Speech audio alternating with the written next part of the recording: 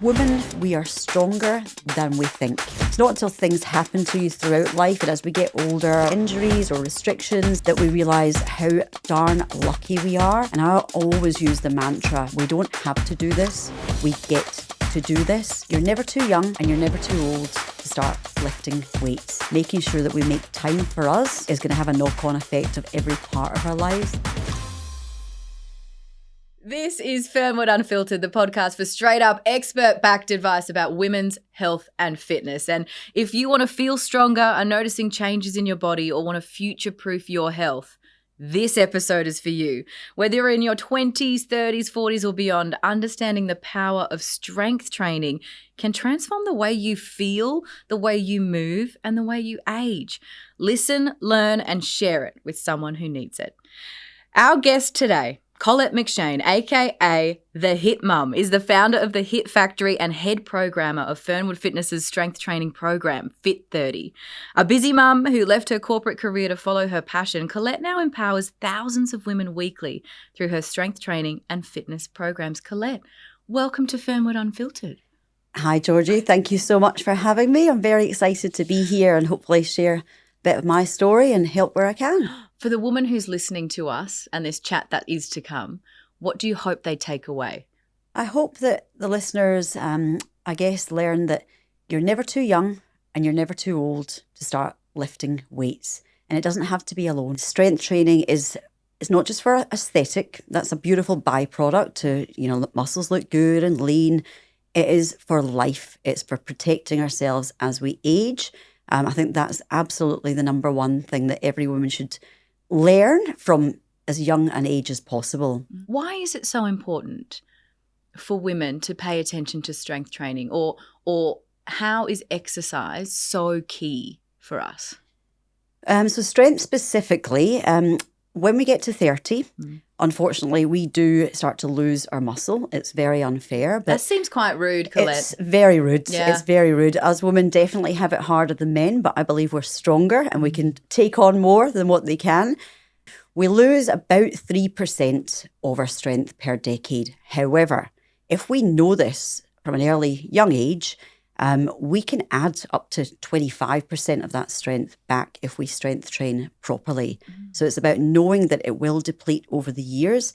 It's also about knowing that it doesn't get you bulky. It gets you strong. It's incredibly important for protecting your bones, your joints, staving off sarcopenia, which is muscle wastage as we get older. What are the risks for women when we lose muscle?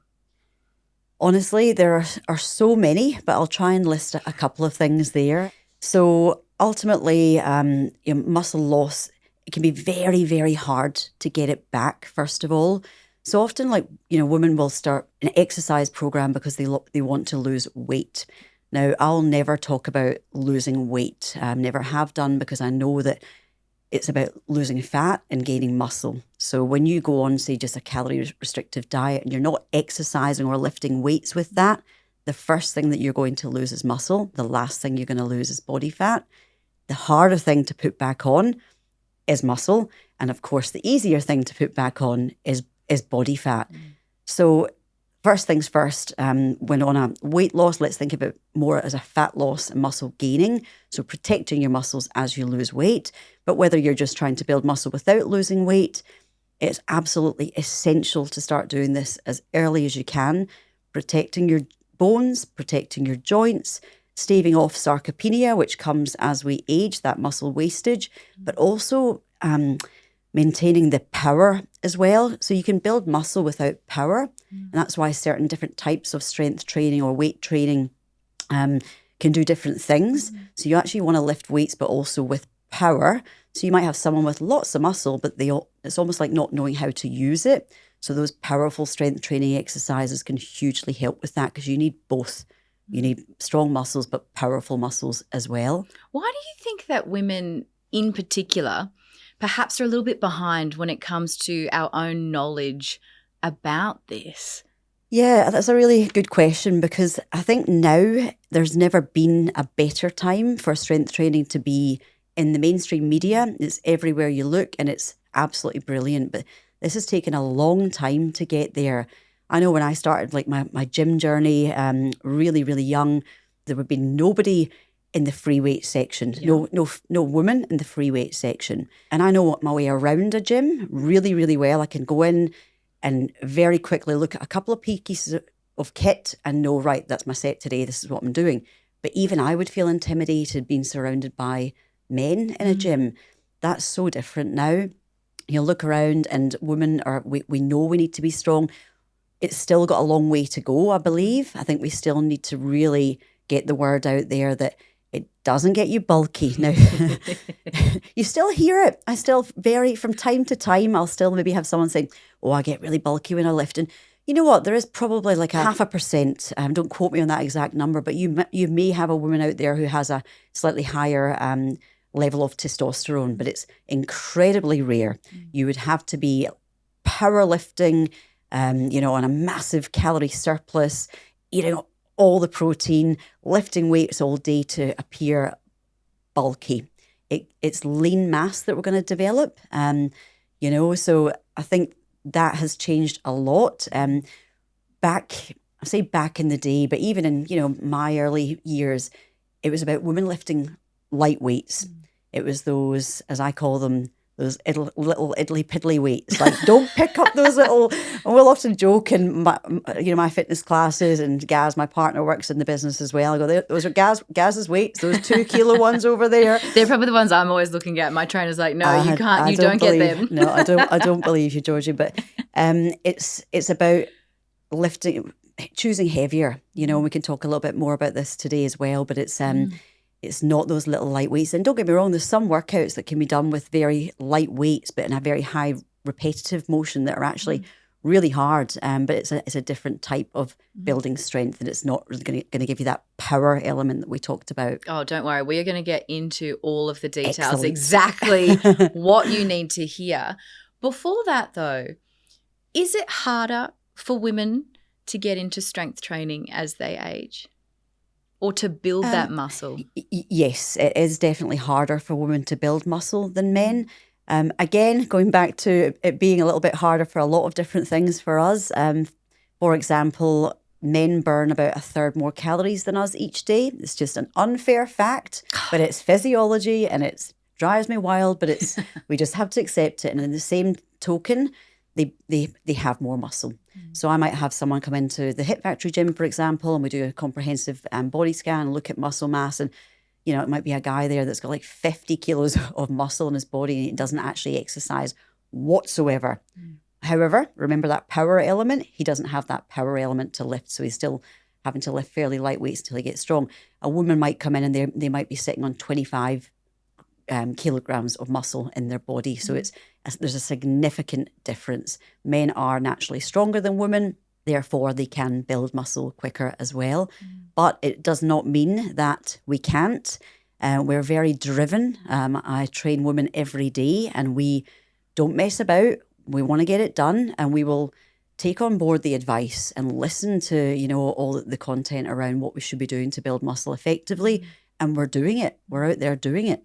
I know that this would probably depend on a case-by-case situation, but how much muscle should we have in our bodies? Definitely case by case. So in terms of, it's going to come back to your overall body mass, so your height, your overall stature, what you're kind of using that muscle for as well. There is definitely no ideal number when it comes to muscle. I've seen people that have, in fact, I'll use myself as an example, right? So I've been training my entire life, grew up cross-country runner, triathlete, got into kind of lifting weights as doing circuit training with my dad, who ran a boxing club when I was really young. So I was getting into weights at a really young age, nothing too wild or too heavy. Then got into my 20s and started going to the gym and started on pin-loaded machines, then get more into free weights, and then get more into body weight training, and then bigger lifts. So that's kind of how I've went along the way. I do a little bit of everything because I like to be, really cardiovascularly strong as well. I only have about 25 kilos of muscle in my body. And I might have a woman that is in our sessions, a member who might have 35 kilos of muscle, and I can lift probably double the amount that she can. So it's not that number isn't relative, but I think the The important thing is you trying to get as much muscle as you can for your body type. You've got different body types as well. And again, it can happen with women too. I guess you call it like the ectomorph, where in fact, I'll use my brother-in-law as an example. We say he just has to look at a weight and he's popping. Oh, And he is that's a triathlete. so annoying. Yes, he is a triathlete, to be fair. But even if he's been in an off season, he was a professional triathlete. But I'll see him and I'll be like to my sister, "What's Brendan training for?" "Oh, nothing. Just did one set last week." Oh. I'm so, but it does happen with women as well.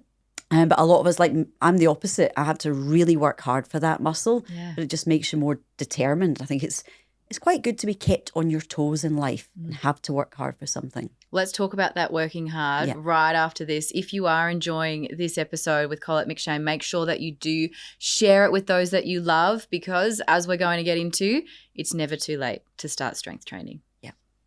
So Colette, there is this phrase, I think, which is very common vernacular. We see it everywhere. Do you even lift, bro? How can we reclaim that in a way that's kind of like, so how much do you lift, gal? Yep. Because I think you're right. There is, when I go into my gym, it's almost 50-50 now in terms of the spread. If I see men who are working out and women who are working out. And I know for myself, my own knowledge about strength training has grown exponentially in the last couple of years since I started working with a personal trainer. Yeah. And the way that I feel in myself has grown with that too. It's kind of matched that. Yeah. What would you say to people who are still maybe listening to this and be like, "Oh, that can't be me. I don't think it sounds great, but I don't think I can do it." You need some form of guidance when it would be so mind-blowing to go in and look at a bunch of weights and go, what the heck am I meant to do with that? Which was me because you're so right. You see that gym bro culture and I go, oh no, I can't have any part of that. In terms of taking that first step, I think you definitely need that bit of guidance. It could be as simple as going along and joining a friend in a session. You might just train together. He or she might, walk you and talk you through her set and adjust the weights to suit yourself. It could be that you do get a personal trainer and you run a certain amount of sessions with them, do a certain amount until you're comfortable. Or it could be that you go into a class environment. Now, that could be something as simple as like a body pump. Back in my 20s, I used to do quite a lot of body pump classes. Me too, at uni. Yes. I always found it very hard to keep up the pace Me too. with body pump because it's so fast paced, but it's a great intro into strength training because you're working through all the muscle groups and you're also getting to know how to lift free weights because it's all done, these sort of barbells and then the singular weight plates, etc. I think the key is when you first start out, go in with a bit of a plan. It could even be taking something online. There's plenty of resources out there and going, right, I'll take this plan. But I think just having somebody to guide you, because form is absolutely key as well. You've got to learn how to, it's not a case of you going, oh, they're strong, they can lift that. It's they've got to be able to lift it with good form, and then that's when you start increasing the weights at that point. But I think, the key thing is having somebody with you in that first session. I know back in the day, when I was doing those body pump classes, I would actually keep a lot of the weights lower. I would never add on. There was like a mental block for me being like, oh, I don't need to lift heavy. What I'm doing is just good enough. Yeah. That's not the case, is it? Yep. So the good thing is now in the media, there's a lot out there about the importance of lifting heavy weights. So more about the heavier weight, smaller number of repetition. Yeah. But I was a bit like you, Georgie. Actually, it was more to do with the fact that I couldn't get those plates on quick enough to move to the deadlift. The transitions were so fast. I'm like, wow, how are they doing that, getting the plates on? So I would just stick with the same for the deadlifts, which, you want to go heavier in a move like a deadlift. But there's some women out there that are nifty with chucking those extra weights on. I'm with you. I'm just all thumbs. So I'd be like, yeah. And I work in fitness. I do this for a job. But I definitely, struggled a little bit with the pace of those sort of sessions. But I think we now know. And there really are so many brilliant resources out there and so many women out there talking about strength training. I think also now that we're talking more about menopause and perimenopause, and that's when it gets incredibly important to bank up that muscle, and it does become even harder for us to build that muscle. You've got people like Stacey Sims out there, and She's just incredible. Her knowledge of the heavier lifts is where you're going to get the bigger gains. So, 5 or 6 reps, but it's all relative. There are other classes that you can do or other forms of strength that you can do as well with those lighter weights that you're still going to get some benefit from. I also think that and this is my personal experience, you can tell me if I'm living in a dreamland. Yep. But for listeners, I think that there's something beneficial for me in knowing that it is only a certain number of reps. It's not too many. So it's not like I'm going to go for a 5K run and die. Yep. I can do 5 reps. Yep. I can do this. And if it's a heavier weight, that's great. But I know that once I complete that, that's all I have to do and I can recover. Yeah. I don't have to just like push myself, keep going. 100%. And I think also just going back to how the perception has changed about strength training. It used to be marketed to us that it was all about just cardio bunnies. That's what we call it. Gym bros, your cardio bunnies. That was what I kind of grew up around. But we know that that's not the case now. We can actually get a lot of our daily exercise burned by our non-exercise activity or walking or just moving around. We now know about training smarter. We don't need to be doing it for hours and hours. I feel like, Colette, that I can't walk past an algorithm without someone telling me I should be doing strength training and showing me different workouts, whether or not I have the capacity to do them or not. Is that a good thing that we're talking about it more? It's a brilliant thing. It's so in the media now, and I think a lot of that is down to the fact that women are talking about peri and menopause now, whereas it used to be a taboo thing. So we're realising that the importance of being strong as we age, but we're also wanting to get that story across to our daughters, our granddaughters. So it's exposed at all ages now. So strength training is getting a great rap, finally, which is brilliant. Lots of people would get into strength training because they're chasing that booty or they're chasing the shoulders. But what other benefits does it have other than the purely aesthetic ones? So strength training definitely isn't just for aesthetics, but it's a lovely byproduct. I believe it can give you an enormous amount of confidence. Let's break it down. What happens to your body when you start lifting heavy? Well, look, all different ages, I guess all different things. From a young age, I feel it definitely can help if you're starting to lift with good form, getting to understand the basics of strength training. Can improve your posture, make you feel empowered. Simple things like being able to unscrew a jar and not being like, hey, passing it to the man in the house or whatever. It's like, oh, give me that, little simple things like that. Over the decades, it does all different things. Right now for me, I'm just turned 44 and I actually have 3 children under 3 and a 12-year-old as well. Now, I've always been focused on, fitness and strength. There's been different lulls and things that have happened in my life where I might have had to have or had a breather at different points, but I have to be strong for my daily life in terms of picking up children. So that's maybe a woman at a different, it could be, a mum in her 20s, mum in her 30s. I think the important thing here is understanding that the earlier we can get into stuff, the better.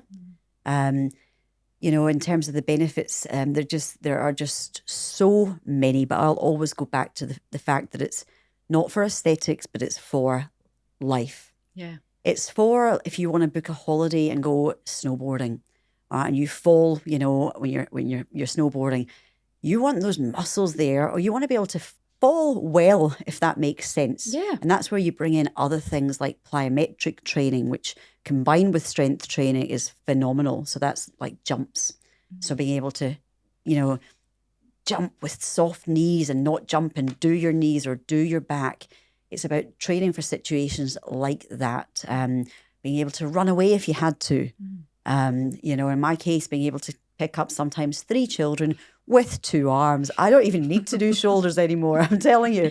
But in all honesty, I mean, I'm someone who's been strength training now for 2 years. I'll go see my best friend who's got a couple of young kids running around and she'll lift one, she'll lift the baby, she's always carrying the 2-year-old. Then I go to try and pick up the 2-year-old and I'm like, he's a dead weight of 1 million kilos. This is what it feels like. I'm like, how can they do this? Do you know what it is? We are just, women, I think, are so incredibly determined, but there's also that element of we don't have another choice in that moment in time, right? So if we're given a choice sometimes at the gym to select your weights, 9 times out of 10, so I'm not 9 times out of 10, I'm going to say 5 times out of 10 now, women might go for the lighter weights. Mm-hmm. And I'll always in my classes bring it back to real life situations. So it might be someone that's been not their first session, but they might have been training for, a few months, and I'm still seeing them with the 5 kilo dumbbells doing like a bicep curl or a hammer curl. So that's this position here, right? The hammer curl, that's the isometric hammer curl hold. And I might say, I guarantee you were doing your groceries at the weekend, picking up maybe 8 bags, decide I'm not going to bother with the trolley to the car, and I'm going to take them out. I never go for the trolley. Never the trolley. Mm-hmm. I never walk in with the trolley. That's my mistake, though, because I always going to go, I'm getting 2 things, and I have 2 baskets, and then my whatever bag's filled, and then I'll go through and I'll still not get the trolley. Yeah. Now, if I was to weigh those bags, I'm going to say it's 12 kilos here, 12 kilos here, easily. Put down the 5 kilo dumbbells. I'm not going to hit you with 12. Let's just jump up to 7 this week and see how we go with that and go from there.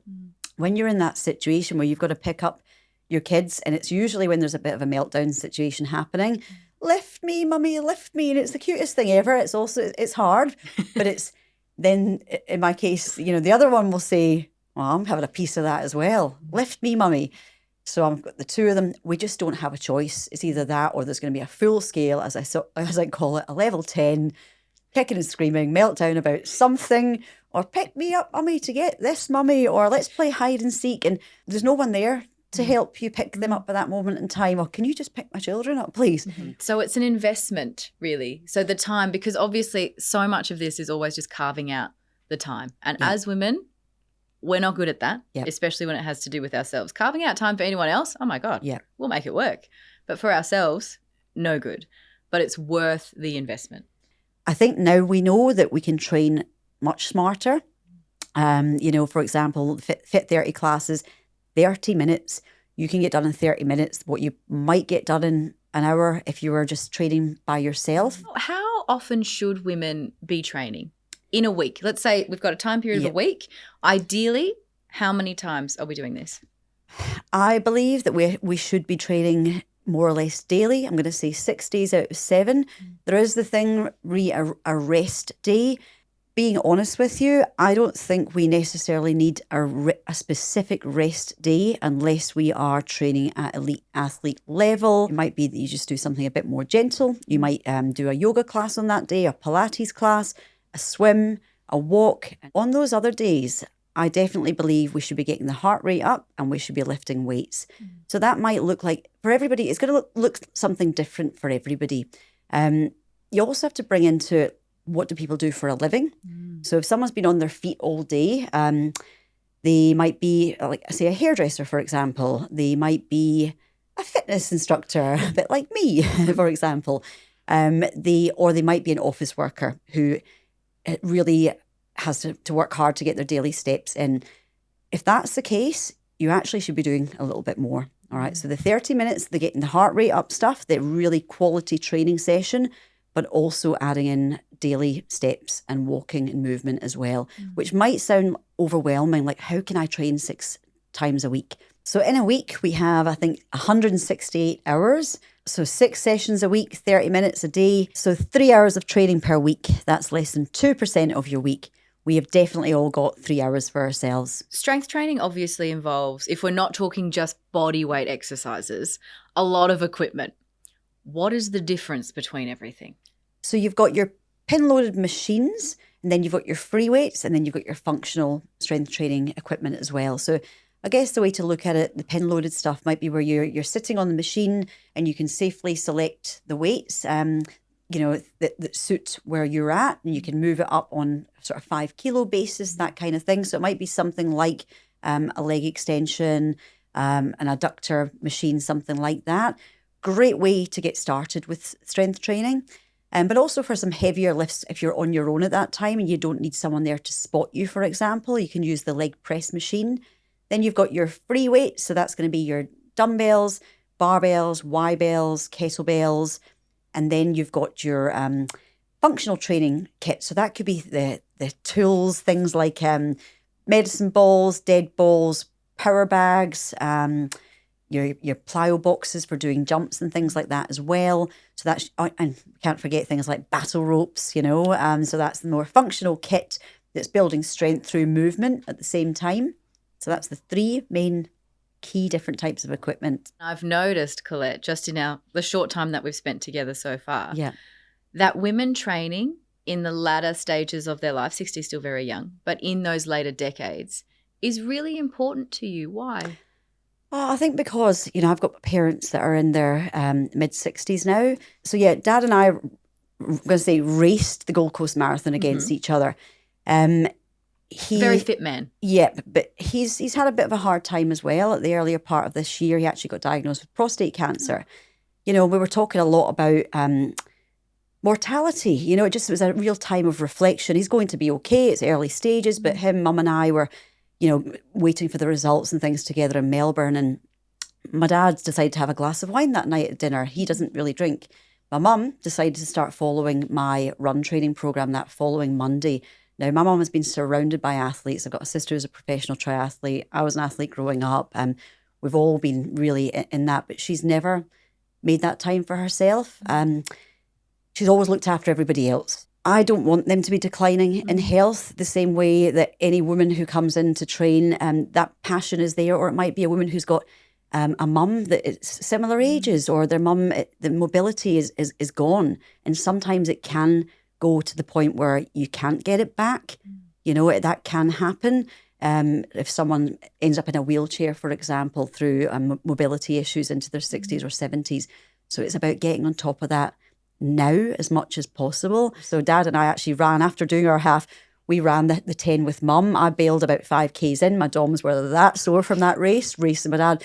But my dad did the full thing at her pace. It wasn't fast, but it was immensely amazing seeing her pass that finish line at 65 and starting this year. So now it's the importance now of making sure she builds enough muscle. So I think that's where my particular passion comes just now, that relatability, going back to, my grandparents and things who are no longer with us and looking at where they were at in their 60s. It wasn't great because we'd never talked about strength training for women back in those days.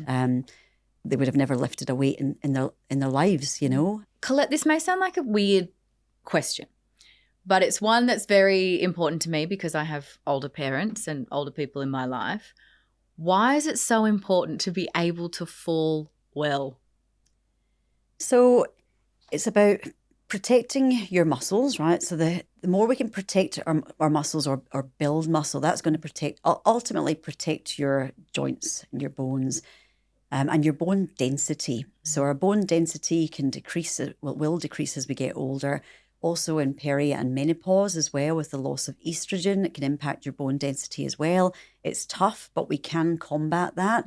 Now, falling well may sound like a crazy thing, as you said, but it is about being able to fall and save yourself before you hit the ground, being able to quickly react. And you're going to get that through reactiveness, explosive power, training your body to be moving well through training, to be able to save your hips by, pushing that hand down first, and very quickly be able to deflect from that fall. And that might sound like, well, that doesn't happen every day, but let me tell you, it does. It happened to me when I was running just a couple of weeks ago, actually. And funnily enough, I was actually saying to the girl I was running with, let's change direction because we're about to go over a train track and this will be safer. And as I said it, no, I'm not kidding you.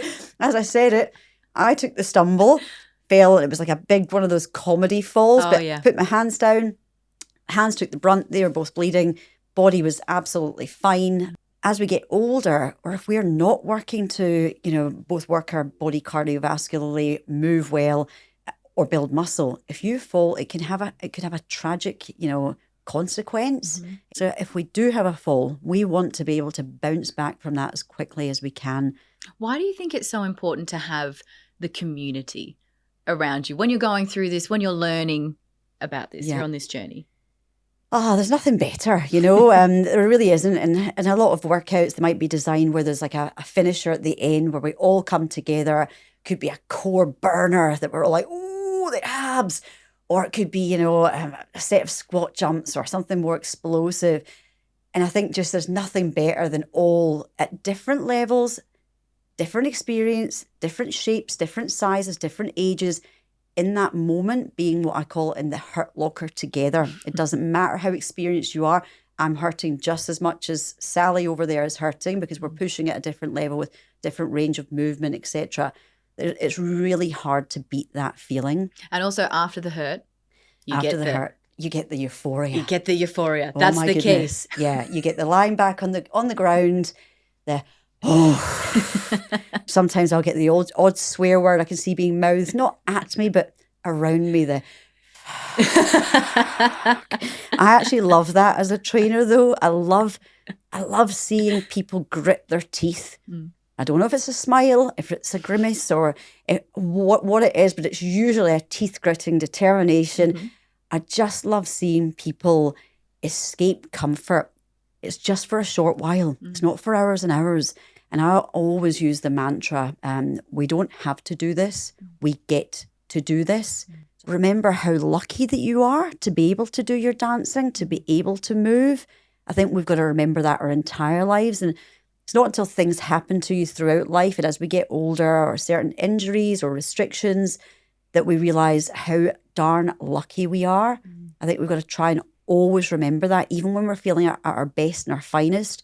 And so, there's sometimes a case of like banking up a little bit when you are feeling amazing, like in a real great training block. Really make the most of that, because you could get the flu in 6 weeks' time or something. Bank that muscle up, because it will start to go when you get sick, but it's going to bounce back really quickly. The memory is there. So that mentality, we don't have to do it, we get to do it. That changes everything, I believe. I love that. I love that mentality. Talk to me about the Fit 30. What is Fit 30? So Fit 30 is essentially the home of strength training for women. I'm a big believer in there's no one way to train. And I think that things are definitely changing there in terms of, I just do strength training or I just do cardio. Why not have the best of both worlds? It's best to, right? It's best to try and incorporate everything. 100%. So the two key things I think for longevity, going back to training for life, is building muscle, but also this muscle here, right? So your heart. So increasing your VO2 max adds years to your life. What is VO2 max? So VO2 max is essentially like your power output for your body and your heart, and the rate of which your heart muscle works. You can really make the biggest gains there in intense interval training. It's going to really teach you about how to use free weights well. So not just building muscle, but building powerful muscles. And the best bit, 30 minutes. That's it.